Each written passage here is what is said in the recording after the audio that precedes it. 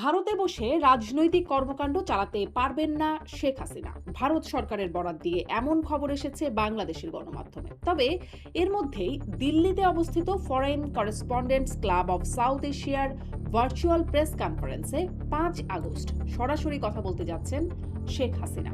তাহলে রাজনৈতিক কর্মকাণ্ড পরিচালনা নিয়ে ভারতের কাছ থেকে আসলে কী বার্তা পাচ্ছে আওয়ামী লীগ?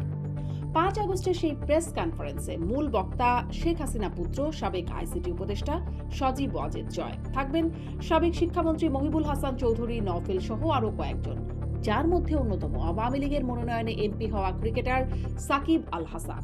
শেখ হাসিনার দেশে ফেরা নিয়ে প্রেস কনফারেন্সে তিনি কেন এবং কেমন হবে তার ভূমিকা? এদিকে সম্প্রতি ঢাকা সফরে মার্কিন প্রেসিডেন্ট ডোনাল্ড ট্রাম্পের বিশেষ দূত সার্জিও গোর বৈঠক করেছেন সরকারের প্রধানমন্ত্রী এবং পররাষ্ট্রমন্ত্রীর সঙ্গে। অনুষ্ঠান সূচির বাইরে বৈঠক করেছেন ভারতের রাষ্ট্রদূত দীনেশ ত্রিবেদীর সঙ্গে। এছাড়াও খবর এসেছে গোর বৈঠক করেছেন আওয়ামী লীগ নেতা এবং সাবেক মন্ত্রী সাবের হোসেন চৌধুরীর সঙ্গে। এ প্রসঙ্গে স্বরাষ্ট্রমন্ত্রী সালাউদ্দিন আহমেদকে এক সাংবাদিক প্রশ্ন করলে তিনি বিষয়টি অস্বীকার না করে বলেন, এমন বৈঠকের বিষয়ে তার জানা নেই। আসলেই কি সাবের হোসেন চৌধুরীর সঙ্গে সার্জিও গোরের বৈঠক হয়েছে?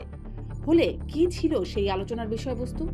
শেখ হাসিনার ফেরার ঘোষণাকে ঘিরে বিশেষ কোনো তৎপরতা চলছে? জুলাইকে ঘিরে দেশ জুড়ে কর্মসূচি পালনে বিভিন্ন জায়গায় মার খাচ্ছেন জুলাইয়ের সম্মুখ সারির নেতাদের নিয়ে গঠিত দল এনসিপির নেতারা।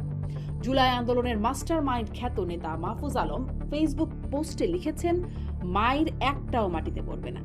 জুলাই নিয়ে ডান বামদের কুস্তি আওয়ামী লীগের ফিরে আসাকে অনিবার্য করে তুলবে। আওয়ামী লীগের ফেরা সহজ হচ্ছে নাকি দেশি বিদেশি তৎপরতায় আরও কঠিন হয়ে উঠছে?